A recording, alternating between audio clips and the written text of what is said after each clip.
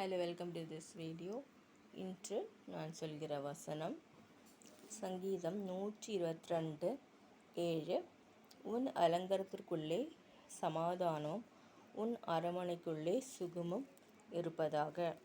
உன் அலங்காரத்திற்குள்ளே சமாதானமும், நம்முடைய வாழ்க்கையில் வீட்டில் சமாதானம், அரமனைக்குள்ளே சுகமும் இருப்பதாக, சந்தோஷம் சமாதானம் பெருகுவதாக. ஆண்டவர் அழகான தாவீது பாடின ஆரோகண சங்கீதம் இது. 122 சங்கீதம் 7வது வசனம். உன் அலங்காரத்திற்குள்ளே சமாதானமும், உன் அரமனைக்குள்ளே சுகமும் இருப்பதாக. சுகமான வாழ்க்கை கர்த்தர் ஆண்டவர் தருவாராக. நம் வாழ்க்கையில் வீட்டில் ஜெபம் செய்வோம். தனியாக இருக்கும் பொழுது ஜெபிப்போமாக.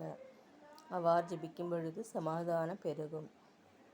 அதே போல சுகமும் ஆண்டவர் தருவாராக. கர்த்தர் சுக வாழ்க்கை தருவே. யெகோவா ராஃபா, சுகம் தரும் தேவனே. அன்பு கூறுவேன் அந்த பாடல் இருக்க. யெகோவா ராஃபா, சுகம் தரும் தேவன், விண்ணப்பத்தை கேட்பவரே, சுகம் தருபவரே.